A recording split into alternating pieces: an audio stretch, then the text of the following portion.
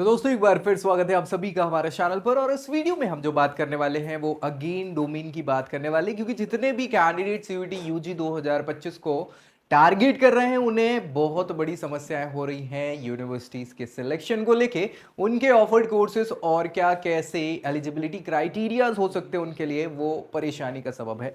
तो मैं यहाँ अलग अलग वीडियो में अलग अलग यूनिवर्सिटीज के बारे में आपको डिटेल में डिस्कस कर रहा हूँ, जिनमें उनके ऑफर्ड कोर्सेज हैं, कैसे क्या उनके लिए डोमेन आपको सेलेक्ट करने हैं, क्या एलिजिबिलिटी के क्राइटेरियाज हैं। सो वो तो हम यहाँ डिस्कस करेंगे ही। आपको करना ये है कि अगर आपको समस्याएं आ रही हैं किसी भी प्रकार की, चाहे वो यूनिवर्सिटी की बात हो या फिर इंस्टीट्यूशंस की बात हो, कॉलेजेस जिसको हम बोल सकते हैं, या आप जो टारगेटेड कोर्सेज देख रहे हैं जिनके बारे में समझ नहीं आ रहा है, या डोमेन को लेकर परेशानी आ रही है, या किसी भी प्रकार की सीयूईटी से रिलेटेड समस्याएं हैं, तो नीचे प्रोफाइल एनालिसिस फॉर्म मिल जाएगा, उसको फिल करना है। हमारी टीम कांटेक्ट करके बताएगी क्या होगा आपके लिए बेस्ट। फिलहाल क्या करना है, दोस्तों में इसको शेयर कर दीजिए ताकि उन तक ये जानकारी पहुंच जाए।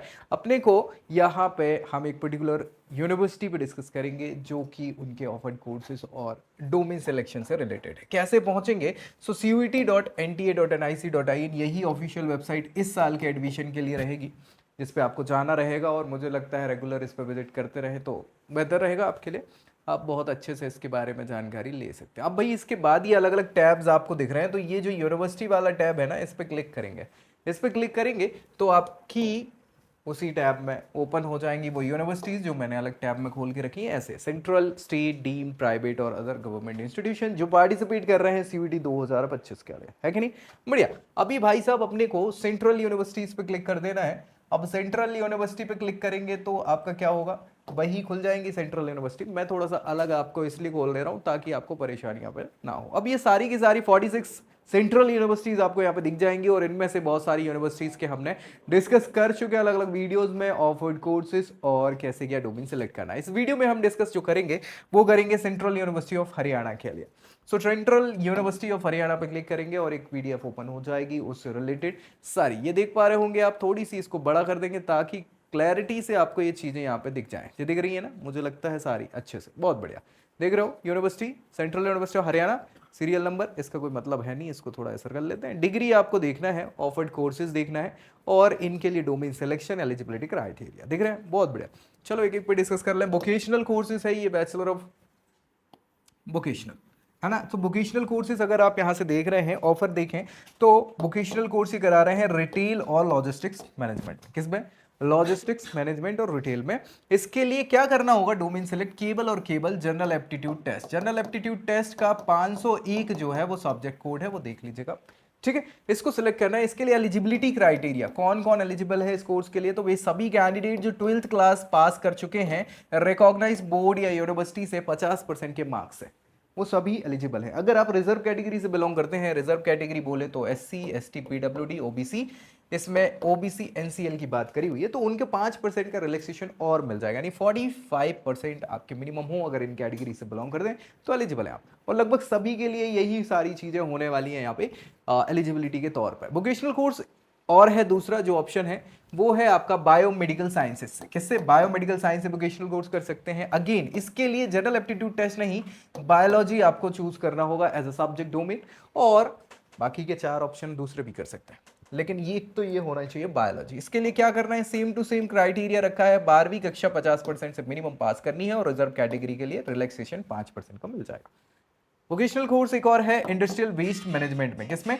Industrial based management. और इंडस्ट्रियल बेस्ड मैनेजमेंट के लिए आपको क्या करना है, डोमेन सेलेक्ट करना है as a general aptitude test, GAT. Again इसमें भी सेम एलिजिबिलिटी क्राइटेरिया है, 12th क्लास 50% से मिनिमम पास करना है, 5% का रिलैक्सेशन आपको देखने को मिल जाएगा, तो कोई दिक्कत ऐसी नहीं होने वाली, ठीक है? चलिए इसके आगे अगर हम बात करें तो ये आपकी रहेगी बीएससी ऑनर्स के लिए। बीएससी ऑनर्स कोर्सेज अगर आप देख रहे हैं साइकोलॉजी से, किससे देख रहे हैं? साइकोलॉजी। सो भैया साइकोलॉजी के लिए आपको साइकोलॉजी ही as a subject domain select करना पड़ेगा, और सेम क्राइटेरिया यहाँ पे 12th क्लास 50% से, और रिलैक्सेशन मिल जाएगा अगर रिजर्व कैटेगरी से बिलोंग कर रहे हैं तो 5% का।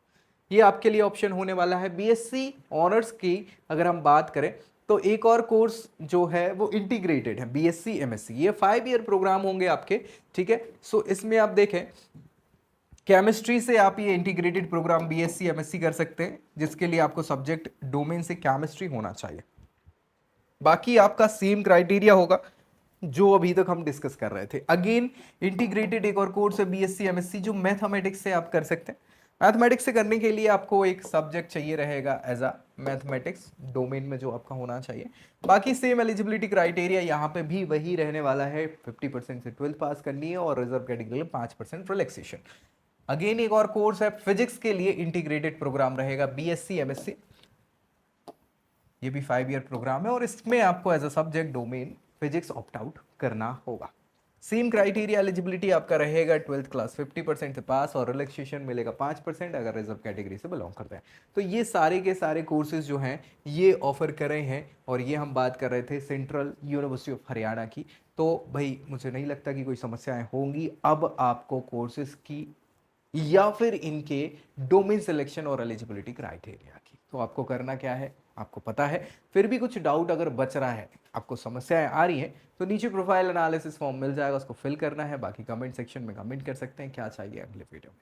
सो इस वीडियो में फिलहाल इतना ही, अगली वीडियो में अगली जानकारी के साथ मिलेंगे, तब तक के लिए जय Hind. I hope you like this video. For more such videos, keep watching our channel. And do not forget to like, share and subscribe.